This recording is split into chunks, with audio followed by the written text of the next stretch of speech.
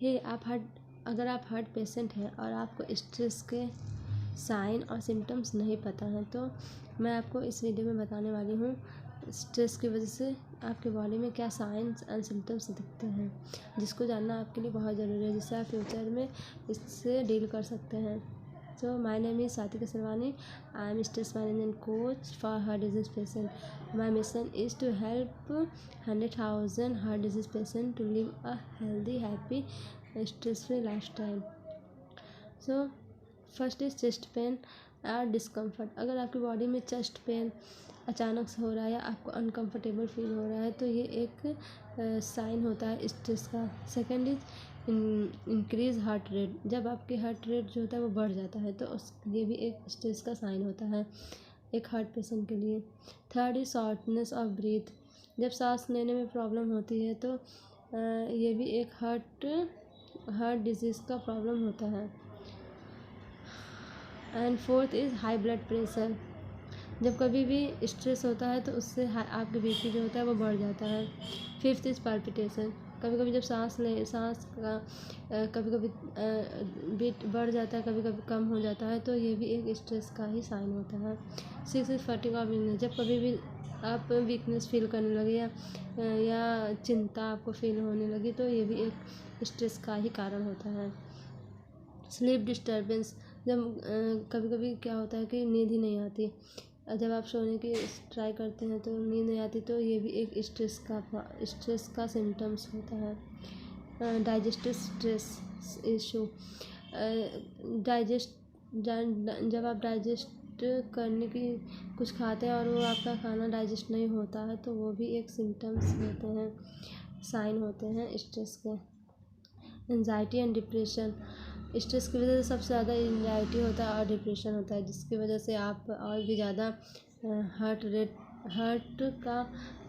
Heart attack बढ़ने का chances बढ़ जाता है। Tenth is increase risk behaviour. कभी कभी क्या होता है कि जो भी हमारे बिहेवियर में अचानक से चेंजेस आ जाते हैं तो वो भी एक स्ट्रेस की वजह से ही होता है। तो आपको क्या करना है कि आपको इन सारे स्ट्रेस के जो भी सिम्टम्स मैंने बताया उसको नोटिस करना है और आगे फ्यूचर में जब ये सभी आपको सिम्टम्स दिखाई दे तो आपको अवेयर हो जाना है कि ये स्ट्रेस है, तो आप उससे डील कर सकते हैं। तो मैं आपको अब इसके सलूशन बताने वाली हूँ कि आप इसको कैसे हैंडल करेंगे। तो फर्स्ट इज़, अगर आपको ये सारे में से कोई एक भी सिम्टम्स दिखाई दें तो आपको अपने डॉक्टर से कंसल्ट करना चाहिए और उनसे कुछ भी छुपाना नहीं चाहिए। उनको सारा कुछ बताइए और वो आपको अच्छे से मेडिसिन प्रोवाइड करेंगे। सेकेंड, स्ट्रेस रिडक्शन टेक्निक आप यूज कर सकते हैं। इसमें क्या होता है कि आप मेडिटेशन के थ्रू, डीप ब्रीदिंग के थ्रू और योगा, थाई चाई, इन सारे चीज़ों के थ्रू आप अपने स्ट्रेस को कम कर सकते हैं, क्योंकि इनसे बहुत ज़्यादा रिलीफ मिलता है बॉडी को। फिज़िकल एक्टिविटी में एक्सरसाइज हो गया और बॉडी का वॉकिंग हो गया। ये सब करने से आपको क्या होगा कि आपके बॉडी में जो हार्मोन्स होते हैं वो रिलीज़ होंगे अच्छे वाले, और जो स्ट्रेस के हार्मोन्स होते हैं वो कम हो जाते हैं। इससे आपको बॉडी को रिलीफ मिलता है और ये एंजाइटी कम हो जाती है। Healthy diet. अगर आप एक हेल्दी डाइट लेना स्टार्ट कर देते हैं तो आपका स्ट्रेस लेवल बहुत ज़्यादा ही कम हो जाएगा। और हेल्दी डाइट में आपको क्या लेना है? प्रोटीन, फ्रूट्स, वेजिटेबल और होल ग्रेन्स, लीन प्रोटीन, और अवॉइड करना है साल्ट, शुगर और कैफीन और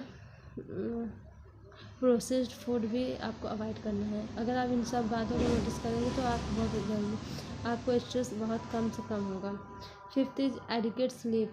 अच्छे से आप नींद लीजिए। नींद लेने के लिए जो भी रूल्स होते हैं या जो भी आपके लिए बेस्ट हो उसको आप यूज़ करिए। Sixth is support network. अगर आपका कोई भी सपोर्टिंग नेटवर्क नहीं है तो आप इसको बनाइए। इससे बहुत ही हद तक स्ट्रेस कम किया जा सकता है। इसमें क्या होता है कि आपको आपके जैसे ही अदर लोगों से बात करने से आप अपने प्रॉब्लम्स को उनसे शेयर करेंगे और उनसे बात करेंगे तो आपको बहुत अच्छा फील होता है। Seventh is time management. अगर आपको वर्क का लोड बहुत ज़्यादा है तो आपको क्या होगा, आपको टाइम का मैनेजमेंट सीखना होगा, जिससे आप वर्कलोड से कम, जिससे आपको वर्कलोड कम होगा और आप अच्छे से वर्क कर पाएंगे। 8th is limit stress identifier. आपको अपने जो भी लाइफ में स्ट्रेस है उसको आइडेंटिफाई करना होगा कि किस वजह से आपको स्ट्रेस आ रहा है। अगर आपको ये पता चल जाएगा तो आप उसको आसानी से हटा सकते हैं। Professional help. अगर आपको आप अपने इन सारे प्रॉब्लम्स को नहीं खुद से नहीं सॉल्व कर पा रहे हैं तो आप एक प्रोफेशनल की हेल्प ले सकते हैं, जो कि आपको थेरेपी के थ्रू हेल्प करेगा। Mindful eating. अगर आप माइंडफुल ईटिंग के थ्रू भी आप स्ट्रेस को कम कर सकते हैं। जब भी आप खाना खाइए तो उसको बहुत अच्छे से स्वाद लेकर खाइए। उससे क्या होगा कि आपको स्ट्रेस कम हो जाएगा। तो ये सब चीज़ें थी जो कि स्ट्रेस को कम